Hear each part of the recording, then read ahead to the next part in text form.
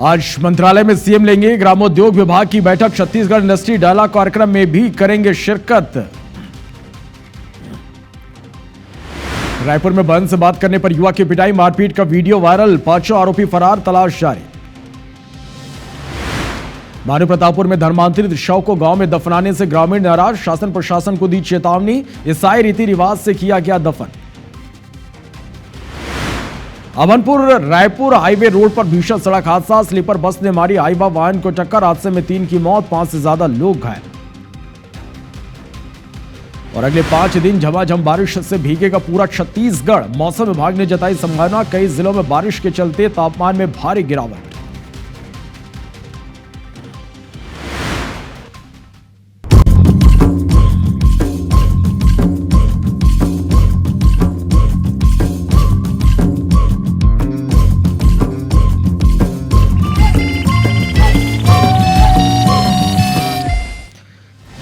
नमस्कार, good morning. Chhattisgarh में स्वागत है आप सभी का। आप देख रहे हैं एबीसी24, मैं हूं आपके साथ श्रवण तंबोले। बुलेटिन की शुरुआत करते एक बड़ी खबर के साथ। अभनपुर से बड़ी खबर है। अभनपुर रायपुर हाईवे पर एक बड़ा हादसा हो गया है। बस ने हाईवा को टक्कर मार दी। इस हादसे में 3 लोगों की मौत हो गई है, 5 से ज्यादा लोग घायल हैं। क्रेन से घायलों को बाहर निकाला गया। बस में 20 यात्री सवार थे। जगदलपुर से रायपुर यह बस आ रही थी। अभनपुर पुलिस मौके पर पहुंच चुकी है। तो यह बड़ी खबर आप तक पहुंचा रहे हैं। अभनपुर रायपुर हाईवे पर एक बड़ा हादसा हो गया है। बस ने हाईवा को टक्कर मार दी। इस हादसे में 3 लोगों की मौत हुई है, 5 से ज्यादा लोग घायल हैं। रायपुर से बड़ी खबर है, जहां बहन से बात करने पर एक युवा की पिटाई कर दी गई। 5 युवकों ने जमकर पीटा है। मारपीट का वीडियो वायरल हो रहा। 5 आरोपी फरार है, तलाश जारी है। गोबरा नवापारा थाना इलाके का यह पूरा मामला है। तो बड़ी खबर है रायपुर से, जहां बहन से बात करने पर एक युवा की पिटाई कर दी गई। 5 युवकों ने जमकर पीटा है। मारपीट का वीडियो वायरल हुआ है। 5 आरोपी फरार है, तलाश जारी है। गोबरा नवापारा थाना इलाके का यह पूरा मामला है। बिलासपुर से बड़ी खबर है, जहां नशेड़ी युवक ने जमकर हंगामा मचाया, वीडियो वायरल हो रहा। लोहे की रॉड लेकर राहगीरों को धमकाता हुआ दिखा। युवक की हरकतों से क्षेत्र के लोग परेशान हैं। सरकंडा थाना क्षेत्र के चिंगराज पारा का यह पूरा मामला है। तो बड़ी खबर है बिलासपुर से, जहां नशेड़ी युवक ने जमकर हंगामा मचाया, वीडियो इसका वायरल हो रहा। लोहे की रॉड लेकर राहगीरों को धमकाते हुए आरोपी दिखाई दिया। युवक की हरकत से क्षेत्र के लोग परेशान हैं। सरकंडा थाना क्षेत्र के चिंगराज पारा का यह पूरा मामला है। बढ़ते आगे। वर्दी, जिस पर जनता की हिफाजत की जिम्मेदारी है, उसी वर्दी के भीतर छुपा नशे का दानव जब बेलगाम होता है तो खाकी की साख सरेराह आम चौराहे पर नीलाम हो जाती है। डोंगरगढ़ जिले के लालबाग थाने में पदस्थ आरक्षक महेंद्र साहू का वीडियो वायरल हो रहा। वीडियो में नशे में धुत आरक्षक अपने साथी आरक्षक प्रधान प्रभात तिवारी की बेल्ट से पिटाई करते हुए नजर आ रहा। वीडियो वायरल होने के बाद एसपी मोहित गर्ग ने शराबी आरक्षक महेंद्र साहू को सस्पेंड कर दिया। मामले के जांच के लिए सीएसपी के जांच अधिकारी नियुक्त किया गया है। लालबाग थाने में 112 का एक लड़का है जो 112 के ड्राइवर के साथ भी और थाने के स्टाफ के साथ भी बदतमीजी किया है। उसका एक वीडियो वायरल हुआ है हॉस्पिटल के एरिया का। वहाँ पे भी वहाँ पे बदतमीजी करने की रिपोर्ट मिली थी।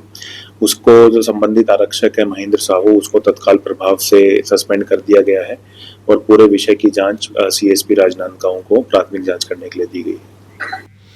रायपुर में आउटर की कॉलोनियों में इन दिनों बाहरी चोर गैंग का आतंक है। ताजा मामला परसूलीडीह स्थित क्लासिक सिटी सोसाइटी का है, जहां बीच कारोबारी मनीष सहगल के सूने मकान में चोरों ने 20 लाख से ज्यादा के गहनों पर हाथ साफ कर दिया। मनीष 2 दिन पहले कारोबार के सिलसिले में ओडिशा गए थे। रविवार को उनकी पत्नी मेडिकल इमरजेंसी के चलते रामानुजगंज अपने घर चली गई। तभी 3 से 4 नकाबपोश सोसाइटी में घुसे वारदात को अंजाम दिया। स्थानीय लोगों के मुताबिक सोसाइटी में इससे पहले करीब 6 बड़ी चोरियां हो चुकी है, जिसका खुलासा अभी तक नहीं हुआ है।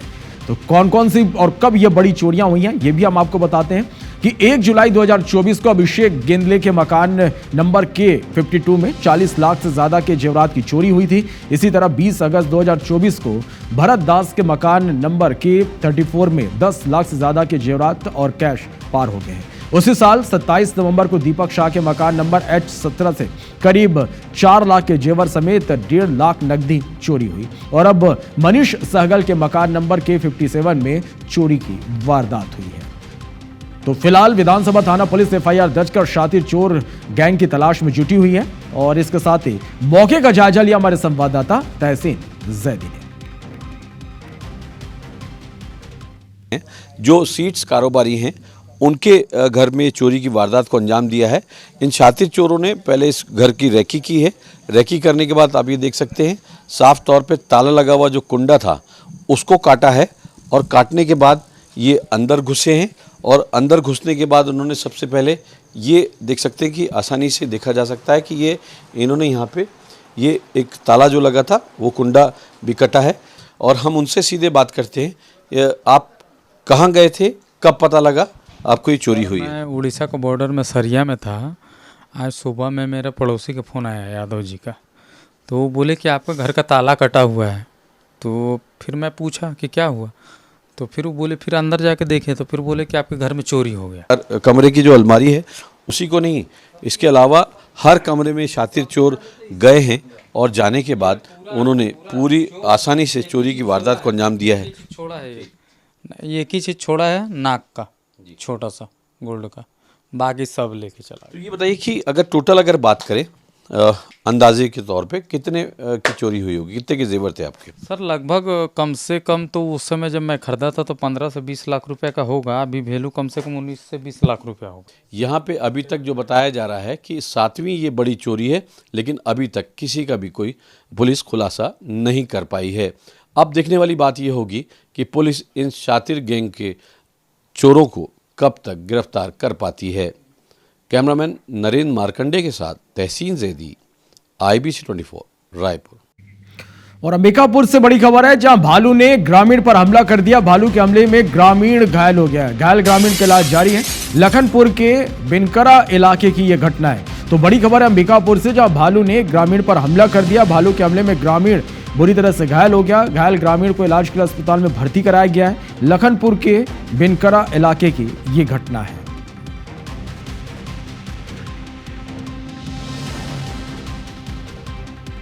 भानु प्रतापपुर में धर्मांतरित महिला के शव को गांव के कब्रिस्तान में दफनाने पर एक बार फिर बवाल हो गया। ग्रामीणों ने बड़ी संख्या में भानु प्रतापपुर आए और स्थानीय प्रशासन से शव को कब्र से बाहर निकालने की मांग की। ग्रामीणों ने कहा कि मृत महिला और उसके परिवार के सदस्यों ने धर्मांतरण कर ईसाई धर्म अपना लिया था। जब महिला की मौत हुई तो बिना किसी को बताए ईसाई रीति रिवाज से ही दफना दिया गया। ग्रामीणों से मिली जानकारी के मुताबिक यह क्षेत्र 5वीं अधिसूचना क्षेत्र में आता है। यहाँ पेन रीति नीति और पूजा पाठ की जाती है। ग्रामीणों ने कहा कि देवी देवताओं को अपमानित कर बस्तर की संस्कृति को नष्ट करने का प्रयास किया जा रहा है। गांव वालों ने चेतावनी दी कि प्रशासन उनकी मांगों पर विचार नहीं करती है तो शव को बाहर निकालकर गांव के सरहद के बाहर फेंक दिया जाएगा, जिससे जिम्मेदार शासन प्रशासन की इसकी जिम्मेदारी होगी। कोई धर्मांतरित महिला को ईसाई समाज वाले गांव के गायता पटेल और ग्रामवासियों के बिना पूछे गुपचुप तरीके से शव को दफनाया गया है। इसका कई गांव वाले विरोध कर रहे हैं कि अगर उस शव को उसके जो कब्रिस्तान है वहां उखाड़ कर ले जाएं, नहीं तो अगर हम 1-2 दिन का मोहलत देते हैं, नहीं तो उसको हम अपने सरहद से बाहर कर देंगे। छत्तीसगढ़ के कई जिलों में भारी बारिश का अलर्ट जारी किया गया। बारिश की 4 तस्वीरें आपको हम दिखा रहे हैं। धमतरी में मानसून की पहली बारिश ने नगर निगम के दावों की पोल खोलकर रख दी। रुक रुक कर हो रही बारिश से शहर के कई वार्डों में जल भराव के हालात हैं।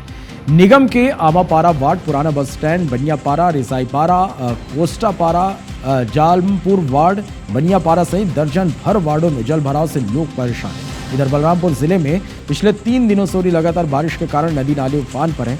जिले के राजपुर से होकर गुजरने वाली गेउर नदी पूरी तरह से उफान पर है और पुल के ऊपर से पानी भरा। पुल के ऊपर से पानी बहने के कारण यातायात प्रभावित हो गया है। सुरक्षा को देखते हुए प्रशासन की टीम यहां पर तैनात कर दी गई है ताकि कोई भी नदी पार ना करे। इधर कांकेर में लगातार हो रही बारिश से नदी नाले उफान पर हैं। ऐसे में लोग जान जोखिम में डालकर नदी पार कर रहे हैं। जिले के अंतरगढ़ ब्लॉक अंतर्गत कछुअर गांव से वीडियो सामने आया, जिसमें साफ देखा जा सकता है कि तेज बहाव के बीच कैसे ग्रामीण पुल के उस पार जा रहे हैं। प्रशासन पुलिस कोई मौजूद यहां पर नहीं है। जिला मुख्यालय बालोद सहित जिले के अलग अलग इलाकों में बीते 24 घंटे से रुक रुक कर बारिश हो रही है। इस बारिश से जनजीवन प्रभावित हो गया है। नदी नालों का जलस्तर बढ़ने लगा है। कई नालियां ओवरफ्लो होकर उसका पानी सड़कों पर जाम हो गया है, जिसके चलते सड़क तालाब की तरह नजर आने लगा है। इधर खैरागढ़ लालपुर एनीकट की ऊंचाई बढ़ाने के लिए 2 करोड़ 42 लाख की जल आवर्धन योजना भ्रष्टाचार के भेंट चढ़ गई। स्थानीय लोगों का आरोप है कि निर्माण कार्य इतना घटिया हुआ कि कुछ ही महीनों में एनीकट की ऊंचाई में लगी गिट्टियां उखड़ने लगी और कई जगह गड्ढे पड़ गए हैं। स्थानीय निवासियों के अनुसार निर्माण के दौरान न तो ठीक से तराई की गई और न ही तकनीकी मापदंडों का पालन किया गया। वहीं एनीकट की ऊंचाई बढ़ाने बाद दर्जनों लोग खेत की बाढ़ की चपेट में आए, जिसके कारण ग्रामीण मुआवजे की मांग कर रहे हैं। इस मामले में जल संसाधन विभाग के इंजीनियर ने कहा कि पानी की मांग के चलते एनीकट को जल्दी भर दिया गया था। साल भर के अंदर यहाँ एक्सीडेंट अतिक रात में होते, अंधेला अलग, आप देख सकत हो रास्ता कदे गड्ढा है, पुल पूरा गड्ढा जर्जर हो गए, रॉड निकल गए, नीचे से पूरा टूट गया, आप पीछे देख सकत हो, आप पूरा रॉड निकल गए, जर्जर हो गए, पुल साल भर नहीं हुए। और इतना एक्सीडेंट होते यहाँ, शाम के टाइम आप यहाँ से नहा नहीं पाओ। आप सीपेज भी हो गया है, आसपास का पूरा एरिया भी नीचे गिर चुका है। जो पाइपलाइन भी डाला गया था वो भी सब टूट के नीचे निकल गया है। और आए दिन यहाँ दुर्घटना ही होती है। निश्चित रूप से इनको देखिए और इनका निरीक्षण। ठेकेदार को काम करने के लिए पूरी तरह से समय नहीं मिल पाया है। और जैसे भी मतलब एनीकट में पानी खाली हो जाएगा तो उसको ठेकेदार से जो भी कमी बेसी है उसका पूर्ण करवा लिया जाएगा। मुआवजा का प्रकरण खैरागढ़ सीएमओ द्वारा बनाना है और प्रभातियों को भी मुआवजा उन्हीं के द्वारा दिया जाना है। छत्तीसगढ़ में शराब घोटाले में आरोपी पूर्व मंत्री आबकारी मंत्री कवासी लखमा की मुश्किलें कम नहीं हो रही है। कवासी लखमा के खिलाफ ईओडब्ल्यू ने चालान पेश किया। 66 पन्नों की समरी समेत यह चालान 1100 पन्नों का है, जिसमें इस बात का जिक्र है कि साल 2019 से 2023 के दौरान कवासी लखमा ने मंत्री पद पर रहते हुए न केवल अपने कर्तव्यों की घोर उपेक्षा की बल्कि अपनी शक्तियों का गलत इस्तेमाल भी किया। नीतिगत निर्णयों में हस्तक्षेप, अधिकारियों की पदस्थापना में प्रभाव, टेंडर प्रक्रियाओं में हेरफेर और नगद लेन देन की एक समानांतर व्यवस्था स्थापित कर भ्रष्टाचार किया गया। चालान में बताया गया कि अब तक की जांच में कवासी लखमा 64 करोड़ रुपए उनके हिस्से का दिया गया। साथ ही 18 करोड़ रुपए की अवैध धनराशि के निवेश और खर्च संबंधी दस्तावेज के सबूत भी मिले हैं। बता दें कि कवासी लखमा करीब 3 महीने से रायपुर सेंट्रल जेल में बंद है। ईओडब्ल्यू ने इस केस में अब तक कुल 4 पूरक चालान पेश किए हैं। कुल 13 आरोपियों को जेल भेजा गया है।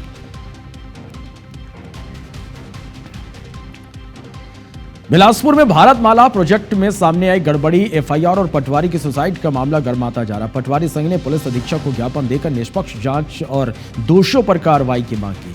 संघ ने कहा कि जिस परिस्थिति में पटवारी सुरेश मिश्रा ने सुसाइड की, इसके निष्पक्ष जांच जरूरी है। मुआवजा बटे बिना ही पटवारी को दोषी बना दिया गया। सुसाइड नोट में पटवारी ने खुद को बेगुनाह बताया और अन्य लोगों के शामिल होने का जिक्र किया। बता दें कि राष्ट्रीय राजमार्ग 130A में बिलासपुर उर्गा के बीच ढेका में भू अर्जन और नामांतरण बटांकन में गड़बड़ी सामने आई थी। जांच के बाद तत्कालीन पटवारी और तहसीलदार को निलंबित कर मामले में एफआईआर दर्ज कराया गया था। एफआईआर के 2 दिन बाद तत्कालीन पटवारी सुरेश मिश्रा ने फांसी लगाकर सुसाइड कर ली। सुसाइड में पटवारी ने खुद को निर्दोष बताया। ऐसे में पटवारी संघ मामले में जांच और दोषियों पर कार्रवाई की मांग कर रहा है। जब सुसाइड नोट मिलेगा तभी पता चलेगा, लेकिन इस तरीके से जैसे बिना मुआवजा बटे पटवारी को दोषी ठहराना और एफआईआर दर्ज कराना बहुत गलत है। इसका हम निंदा करते हैं। अभी संज्ञान में लिया गया है।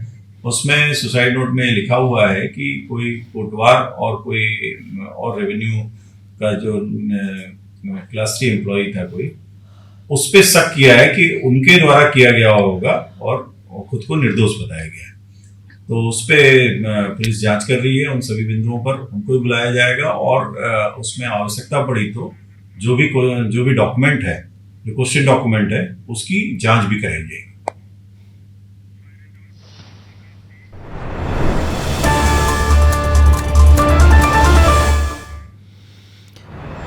मध्य प्रदेश बीजेपी को कल नया अध्यक्ष मिल जाएगा। नए अध्यक्ष चुनाव को लेकर तैयारियां अंतिम दौर में है। भोपाल में सीएम डॉक्टर मोहन यादव आज कैबिनेट की बैठक लेंगे। इसके बाद निवेश संवर्धन समिति की बैठक होगी। भोपाल में लिव इन में रह रहे प्रेमी ने प्रेमिका की हत्या कर दी। आरोपी हत्या के बाद 2 दिन तक शव के साथ सोता रहा। मुरैना में यातायात पुलिस कर्मी और एक युवा के बीच विवाद हो गया। सिग्नल क्रॉस होने की बात पर दोनों आपस में भिड़ गए। भोपाल में डिस्पोजल फैक्ट्री में आग लग गई। फायर ब्रिगेड की टीम मौके पर पहुंची। आग पर काबू पाने की कोशिश जारी है। जबलपुर के पाटन में एक शराबी युवक ने हंगामा किया, पुलिस युवक को पकड़कर थाने ले आई। जबलपुर में एक शख्स को तालिबानी सजा देने का मामला सामने आया, आरोपियों ने युवक की बेरहमी से पिटाई कर दी। दमोह में एक प्रेमी ने अपनी प्रेमिका की 20 सड़क पर पिटाई कर दी, पुलिस दोनों से पूछताछ कर रही है।